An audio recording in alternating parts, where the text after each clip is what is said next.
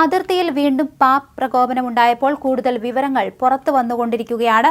ജമ്മുകാശ്മീരിൽ വിമാനത്താവളത്തെ ലക്ഷ്യമിട്ട് പാകിസ്ഥാൻ നടത്തിയ ഡ്രോൺ ആക്രമണ ശ്രമമാണ് ഇപ്പോൾ സൈന്യം തകർത്തിരിക്കുന്നത്. 50ഓളം ഡ്രോണുകളാണ് തകർത്തത്. അതിർത്തിയിൽ കനത്ത ജാഗ്രത തുടരുകയാണ്. ജമ്മുവിൽ തുടർച്ചയായ അപായ സൈറണുകൾ മുഴങ്ങുകയാണെന്ന് നാട്ടുകാരെ ഉദ്ധരിച്ചുകൊണ്ട് ദേശീയ മാധ്യമങ്ങളെല്ലാം റിപ്പോർട്ട് ചെയ്തിട്ടുണ്ട്. മുൻകരുതലിന്റെ ഭാഗമായി ജമ്മുവിൽ വെളിച്ചം അണച്ചു. കശ്മീരിലെ അബ്നൂർ, സാംബ, കട്വ എന്നിവിടങ്ങളിൽ വെടിവെപ്പ് നടക്കുന്നതായിട്ടാണ് വിവരം. 2 വലിയ സ്ഫോടന ശബ്ദങ്ങൾ കേട്ടതായി ദൃക്സാക്ഷികൾ പറഞ്ഞു എന്ന് മാധ്യമങ്ങൾ റിപ്പോർട്ട് ചെയ്തിട്ടുണ്ട്. അതേസമയം അവരുപയോഗിച്ചത് ചൈനീസ് ഡ്രോൺ ആണെന്ന വിവരവും പുറത്തു വന്നിട്ടുണ്ട്. ഇന്ന് പുലർച്ചെ ഇന്ത്യയിലെ 15 ഇടങ്ങൾ ലക്ഷ്യമിട്ട് പാകിസ്ഥാൻ ആക്രമണത്തിന് ശ്രമം നടത്തിയെന്ന് വിദേശകാര്യ സെക്രട്ടറി വിക്രം മിസ്രി ഇന്ന് യോഗത്തിനിടെ അറിയിച്ചു. ഡ്രോണും മിസൈലും ഉപയോഗിച്ച് ആക്രമിക്കാനായിരുന്നു ശ്രമം. ഇവ വ്യോമ പ്രതിരോധ സംവിധാനം ഉപയോഗിച്ച് ഇന്ത്യൻ സേന തകർത്തിരുന്നു. അതിനു പിന്നാലെയാണ് ഇപ്പോൾ രാത്രി 9 മണിയോടെ ഇത്തരത്തിൽ ഒരു ആക്രമണം ഉണ്ടായിരിക്കുന്നത്.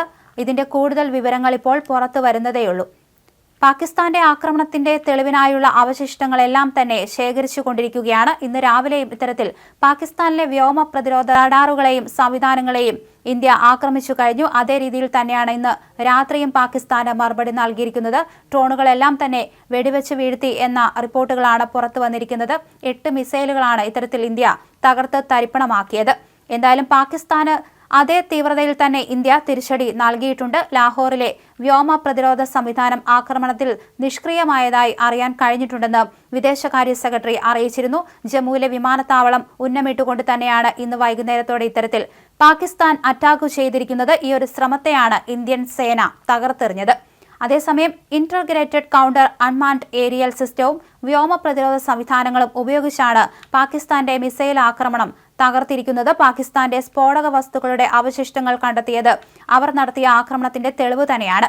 ഇന്ത്യയെ ആക്രമിച്ചതിനും അതിർത്തിയിലെ ഷെല്ലാക്രമണം ശക്തമായി തുടരുന്നതിനും മറുപടിയായിട്ടാണ് പാകിസ്ഥാന്റെ വ്യോമ പ്രതിരോധ സംവിധാനങ്ങൾ ഇന്ത്യ തകർത്തത്. ഇന്ന് രാത്രിയിൽ ഉപയോഗിച്ചത് ചൈനീസ് ഡ്രോണാണെന്ന വിവരമാണ് പുറത്തു വന്നിരിക്കുന്നത്. കഴിഞ്ഞ ദിവസവും ഇത്തരത്തിൽ പാകിസ്ഥാൻ ചൈനീസ് ഡ്രോണായിരുന്നു ഉപയോഗിച്ചത്. അത് ഇന്ത്യ തകർത്തെറിഞ്ഞിരുന്നു. അതിന് പിന്നാലെയാണ് ഇപ്പോഴും ഈ ഒരു ഡ്രോൺ ഉപയോഗിച്ച് ആക്രമണം നടത്തിയിരിക്കുന്നത്. എന്തായാലും പാകിസ്ഥാന്റെ ആക്രമണത്തിന് തുല്യമായ മറുപടി ഇന്ത്യ നൽകിക്കൊണ്ടിരിക്കുകയാണ്. നിയന്ത്രണ രേഖയിൽ പ്രകോപനകരമായ നടപടികൾ പാകിസ്ഥാൻ തുടരുകയാണ്. മോട്ടാർ ഷെല്ലുകൾ ഉപയോഗിച്ചും മറ്റ് ആയുധങ്ങൾ ഉപയോഗിച്ചും പാകിസ്ഥാൻ അതിർത്തിയിൽ ആക്രമണം തുടരുകയാണ്. ഇതുവരെ 16 നിരപരാധികളാണ് കൊല്ലപ്പെട്ടത്. 3 വനിതകൾ 5 കുട്ടികളും അടക്കമുള്ളവരുടെ ജീവൻ നഷ്ടമായിരുന്നു. അതുകൊണ്ടുകൂടിയാണ് ഇന്ത്യ ശക്തമായി തന്നെ തിരിച്ചടിച്ചത്. കുപ്വാര, ബാരാമുള്ള, ഉറി, പൂഞ്ച്, രജൌരി, മേദ്നർ സെക്ടറുകളിലാണ് പാക് ആക്രമണം ഉണ്ടായത്.